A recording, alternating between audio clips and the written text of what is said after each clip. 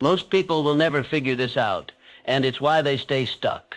You've been taught to chase success, hustle harder, grind nonstop, but what if that's the exact reason you're not getting ahead? The truth? Real power starts when you stop listening to the noise and start valuing yourself differently. Let me explain. This isn't about motivation. It's not about thinking positive or waiting for luck. There's a hidden pattern behind every person who breaks through, whether it's money, confidence, or freedom, and it all comes down to one shift. If you've ever felt like you're working hard but going nowhere, or like nobody sees your real value, this is for you. The lie you've been sold. You've been fed a script your entire life. A script that sounds like this: stay humble, wait your turn, don't brag, good things come to those who wait. And on the surface it sounds noble, right? Like something your grandma would stitch onto a pillow. But here's the brutal truth. The world doesn't give trophies for invisibility. Think about it.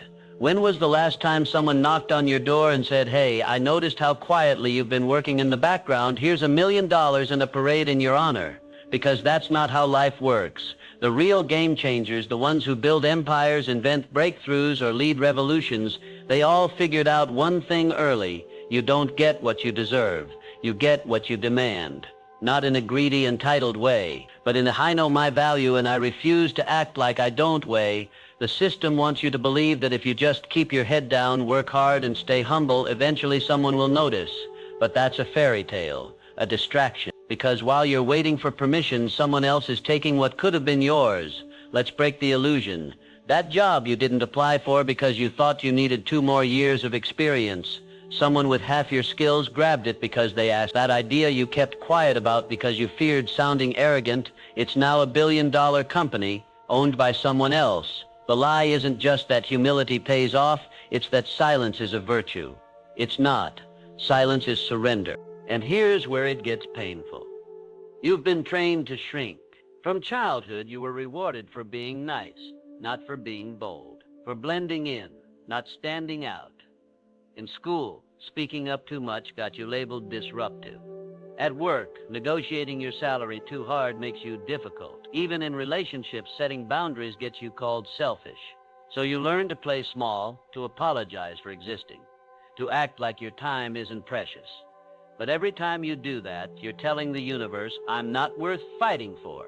Now flip the script. Imagine if you treated yourself like someone you respect. Would you let a stranger interrupt your focus for petty gossip? Would you let a client pay you half what you're worth? Would you beg for crumbs of attention from people who don't care? No. So why do it to yourself? The moment you start valuing your time, your skills, your presence, the world mirrors it back to you. This isn't theory, it's law. Every person who's ever broken through, whether in business, art, or personal freedom, did it by rejecting the lie. They stopped waiting. They stopped apologizing.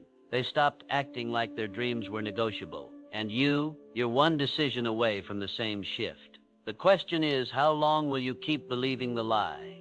The mirror test. Look in the mirror right now. Not a glance. Really look. That person staring back, that's your most important business partner, your most critical investor, the one who decides whether you rise or rot. Now ask yourself, if this was a stranger with my exact skills, my work ethic, my potential, would I bet on them? Or would I walk away? Be honest, because most people fail this test. They see the flaws first, the excuses, the "I'm not ready yet" tape playing on loop. But here's the secret. Confidence isn't something you find, it's something you prove. Let's get uncomfortable. List 3 things you're exceptional at.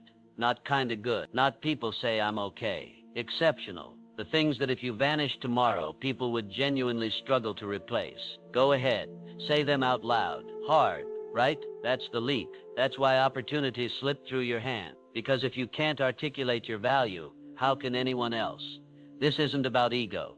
It's about inventory. You don't walk into a bank for a loan without knowing your asset. Yet you walk through life, applying for jobs, pitching ideas, building relationships, without a clear ledger of what you bring. And then you wonder why you get lowballed, overlooked, or taken for granted. The mirror doesn't lie. It shows you the gap between where you are and where you could be if you stop downplaying yourself.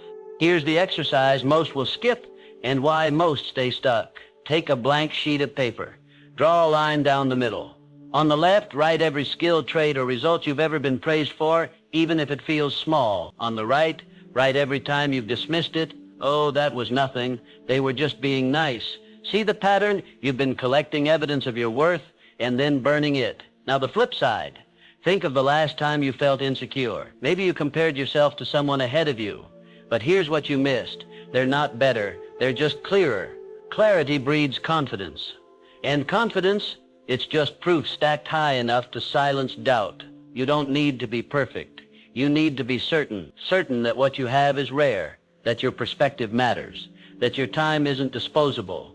The mirror test isn't a one-time thing, it's a daily audit. Every morning ask, am I treating myself like someone worth investing in? Because if you won't, why should anyone else? The 24-hour rule.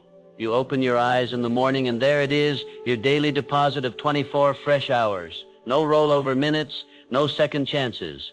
When today is gone, it's gone forever. Yet here's what's crazy. You treat this irreplaceable currency like pocket change. You hand it out to anyone who asks.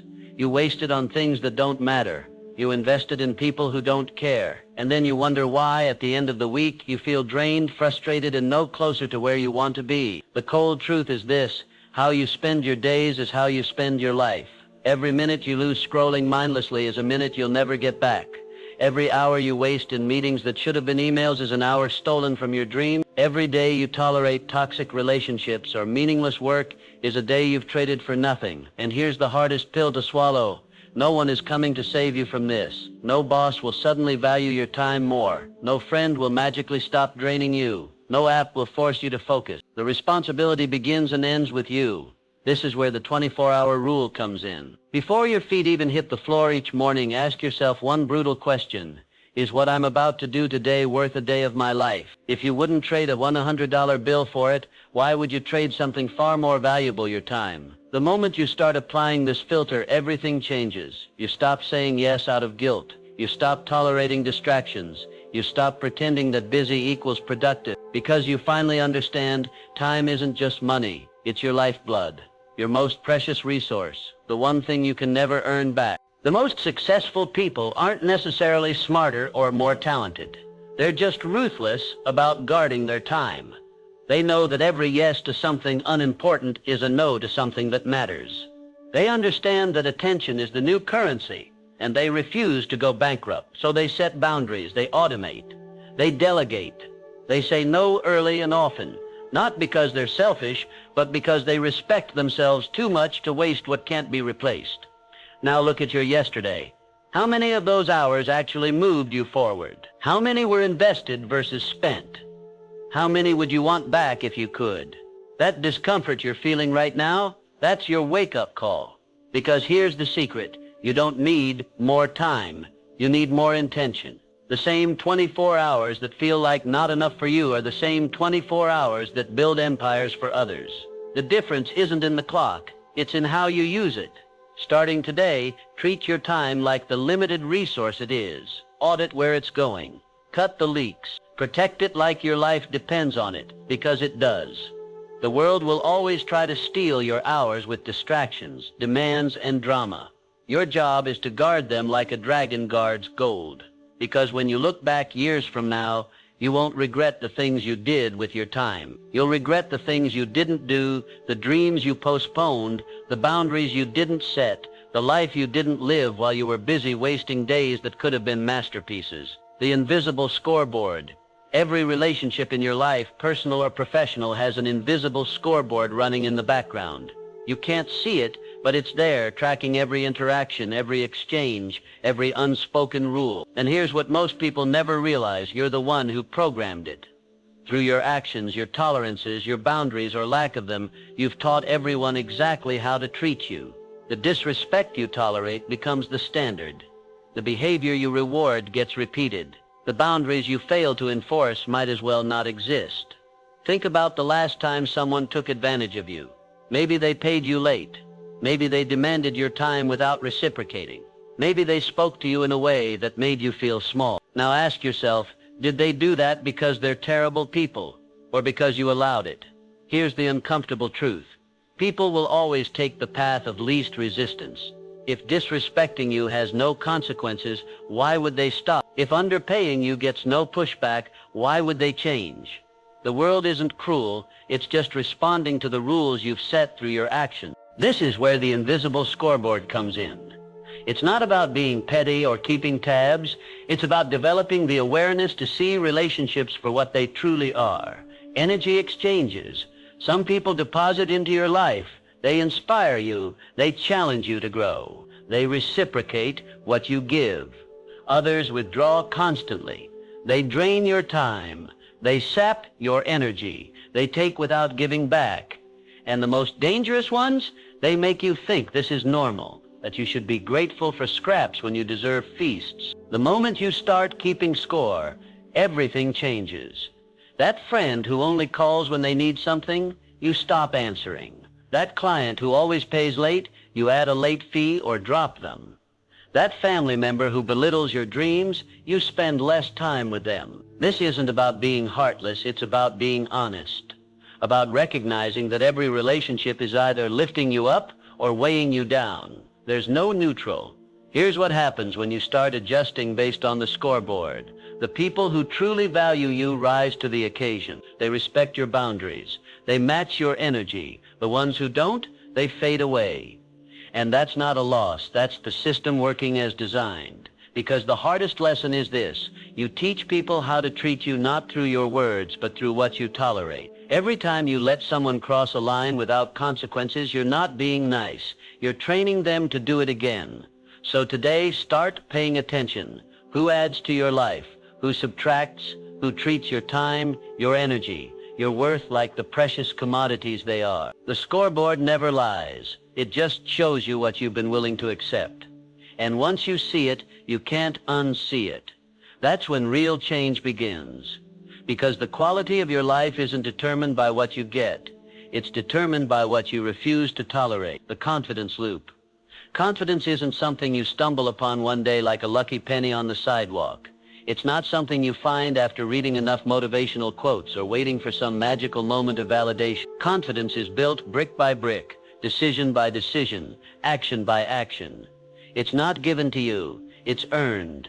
And the way you earn it is by proving to yourself over and over again that you are who you say you are. Think about the last time you hesitated when you should have spoken up. The time you undercharged because you were afraid to ask for more. The moment you stayed in a situation that was draining you because walking away felt too uncomfortable. Every single one of those moments wasn't just a missed opportunity. It was a withdrawal from your confidence bank account. Because confidence isn't some abstract feeling floating around in the ether. It's a muscle. And like any muscle, if you don't use it, it atrophies. But here's the flip side. Every time you do stand up for yourself, every time you say no when you mean no, charge what you're worth, walk away from what doesn't serve you, you make a deposit. And those deposits compound. The first time you negotiate your salary, your hands might shake. The 10th time, it feels natural. The first time you set a boundary, your voice might waver. The 100th time, it's effortless. That's the confidence loop in action. Small wins stack. Tiny acts of courage build into unshakable self-assurance. Most people get this backward. They think confidence comes first and then action follows. They wait to feel ready before they ask for the promotion, start the business, or speak their mind. But that's like waiting to feel strong before you go to the gym. It doesn't work that way. You don't wait for confidence to show up. You create it by doing the thing before you feel ready. The feeling follows the action, not the other way around. This is why so many people stay stuck. They keep waiting for some external sign, a compliment, a promotion, a viral moment to give them permission to believe in themselves. But that's putting the cart before the horse. Real confidence is an inside job. It's the quiet voice that says, I don't know how this will turn out, but I trust myself to handle it. And the only way to develop that voice is to repeatedly put yourself in situations where you have to rely on it. So today, ask yourself, where am I folding when I should be standing firm? Where am I shrinking when I should be taking up space? Because every time you choose courage over comfort, you're not just changing that one moment, you're rewiring your identity. You're telling yourself, I am someone who does hard things. And over time, that becomes who you are. Not because you woke up one day feeling different, but because you proved it to yourself, one small act at a time. The focus filter. Your attention is the most valuable thing you own. It's the gatekeeper to everything you want: money, mastery, meaningful relationships, peace of mind. Yet most people treat their focus like it's infinite, scattering it across a dozen distractions before breakfast and wondering why nothing ever gets done. Here's the truth. You can't value yourself if you're constantly pulled in a million directions. You can't build something meaningful if you're always reacting instead of creating. And you can't expect extraordinary results while giving your energy to ordinary things. Focus isn't about working harder or longer. It's about working cleaner. It's about ruthlessly eliminating everything that doesn't matter so that what does matter gets your full power. Think about it like this. If you had $1 million in cash and had to carry it through a crowded city, you wouldn't just toss it in a flimsy bag and hope for the best. You'd guard. You'd be hyper aware of anyone or anything trying to take it from you. That's exactly how you need to treat your focus, because it's worth far more than $1 million. It's the currency of your future. Yet look at how most people spend it. They check their phone first thing in the morning, letting the world dictate their mental state before they've even had a thought of their own. They jump into pointless debates that drain their energy and change no one's mind. They say yes to meetings that should have been emails, tasks that should have been automated, and conversations that go nowhere. And then they wonder why they feel stretched thin, why their goals seem out of reach, why they're exhausted but not fulfilled. The solution isn't time management, it's attention management. It's installing a filter between you and the world that asks one simple question: is this worthy of my focus? If it's not moving you forward, making you money, or bringing you joy, it doesn't get through. Period. That means turning off notifications. It means blocking out sacred hours for deep work. It means saying no to things that don't align, even if they're good opportunities. Because the cost of distraction isn't just the time you lose in the moment. It's the momentum you kill, the ideas you don't have, the version of yourself you don't become because you were too busy reacting to everything instead of creating something. This is why the most successful people seem to have more time than everyone else. They don't. They just protect their focus like their life depends on it, because in many ways it does. They know that every minute spent scrolling is a minute not spent building. Every hour lost to gossip is an hour not invested in mastery. And they've made their peace with the trade-offs. They'd rather miss out on trivial things than miss out on their potential. So today, audit your attention. What's stealing it? What's worthy of it? And most importantly, what would happen if you gave your best hours to your best work instead of handing them out to anyone who asks? The results might shock you. Because when you stop scattering your energy, you start multiplying it, and that's when everything changes. The reputation shift. Words are not just words. They are the architects of your reality. What you say about yourself, how you describe your time, how you frame your choices, these aren't just casual remarks. They are signals, broadcasting to the world how you expect to be treated. And nothing reveals more about a person's self-worth than the way they talk about their own time. Take the word busy. It's a trap, a self-sabotaging habit that masquerades as productivity. When you tell people you're busy, what you're really saying is, I don't control my time. It controls. You're admitting that your schedule is a mess, that your priorities are scattered, that you're at the mercy of demands rather than the master of them. And worse, you're inviting others to see you that way too. Because here's the truth. Busy people don't get respected. They get pitied, or worse, ignored. Now, let's flip the script. Instead of saying I'm busy, say I'm selective. 2 words, same amount of breath, but an entirely different message. Selective implies power. It means you're not drowning in obligations, you're choosing them. It tells people that your time is valuable, that access to you isn't guaranteed, that if they want your attention, they need to bring something worth your while. And here's the magic. When you start saying it, you start believing it. And when you believe it, so will everyone else. This isn't just semantics, it's psychology. The words you use shape how people perceive you, and how people perceive you shapes how they treat you. Think about the most respected people you know, the ones who seem to command attention effortlessly. Do they complain about how busy they are, or do they move through the world with a quiet certainty, as if their time is theirs by right? That's not an accident. That's a reputation built on language. The shift from busy to selective isn't just about changing your vocabulary, it's about changing your mindset. It forces you to ask, Am I really overwhelmed, or am I just undisciplined? Because if you're truly selective, then everything on your calendar is there by choice. Every meeting, every project, every commitment, you allowed it in. And if you didn't, then you're not selective. You're just disorganized. This is where most people fail. They want the results of a focused, intentional life, respect, freedom, high-value opportunities, but they cling to the language of chaos. They say, I'm swamped, when they mean I haven't prioritized. They say, I don't have time, when they mean it's not important enough. And in doing so, they train the world to see them as frazzled, unreliable, and ultimately replaceable. The fix is simple but not easy. Start auditing your words. Every time you catch yourself about to say busy, pause. Ask, is this really true? Or am I just avoiding saying no? Because the moment you stop portraying yourself as someone drowning in obligations, you start becoming someone who commands them. And that's when the opportunities change. That's when people stop offering you scraps and start bringing you feasts. That's when you stop being busy and start being powerful. The silent strategy. There is an unspoken law of power. The more you explain, the weaker you appear. Every justification, every excuse, every unnecessary detail, it's all a crack in your armor, a signal that you're not quite sure of yourself, that you need the other person's approval, that you're negotiating with someone who has no right to be part of the conversation in the first place. Think about the last time you felt the need to explain yourself. Maybe it was when you raised your prices and the client balked. Maybe it was when you set a boundary and someone pushed back. Maybe it was when you made a decision and someone demanded to know why. What did you do? Did you stand firm? Or did you scramble to justify, to soften, to make it palatable for them? Here's the hard truth. When you explain unnecessarily, you're not being polite. You're training people to question you.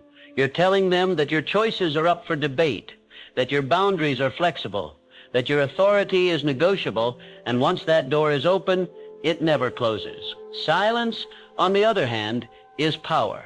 Not the cold, arrogant silence of someone who refuses to communicate, but the calm, unshakable silence of someone who knows their worth doesn't need to be defended.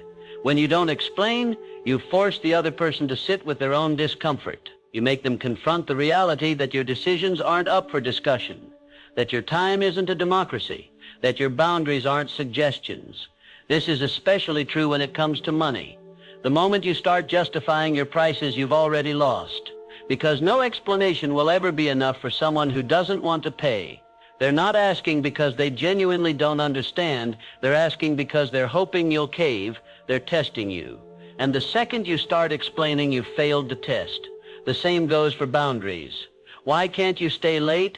Why won't you do this for free? Why are you being so difficult? These aren't real questions. They're power plays. And the only winning move is not to play. A simple "that doesn't work for me" is all you need. No drama, no defense, just a fact. This isn't about being rude, it's about being untouchable. The people who matter, the ones who respect you, who value you, who are worth your time, won't need explanations. They'll take you at your word. And the ones who demand them, they were never going to be satisfied anyway. So save your breath. Let your silence speak for you, and watch how quickly the world starts treating you differently. The energy economy. Every person you allow into your life is either an energy deposit or withdrawal. There is no new. The complainers who drain you with their negativity, the procrastinators who infect you with their laziness, the energy vampires who suck you dry with their constant demands, they're not just annoying, they're dangerous. Because energy is contagious. You cannot spend hours with bitter people and remain sweet. You cannot surround yourself with mediocrity and maintain excellence. Your environment will always win if you don't consciously choose who gets access to you. Most people dramatically underestimate how much their circle influences them. They think they're strong enough to resist, disciplined enough to stay focused, independent enough to think for themselves. But that's arrogance, not wisdom. The truth is, we are all shaped by the 5 people we spend the most time with. Their attitudes become ours. Their standards become ours. Their results become ours. Look at your closest relationships right now. Are these people operating at the level you aspire to? Are they pushing you forward or holding you back? Are they deposits or withdrawals? Upgrading your circle is one of the hardest but most important decisions you'll ever make, because it means outgrowing people, It means saying no to relationships that no longer serve you. It means being willing to be temporarily lonely rather than permanently limited. But here's what happens when you do. Your thinking changes. Your standards rise. Your results improve. Suddenly, what once seemed impossible becomes normal because you're surrounded by people who've already done it. Their belief becomes your belief. Their habits become your habits. Their success becomes your new baseline. This isn't about being elitist. It's about being intentional. There are people who will drain you for a lifetime if you let them.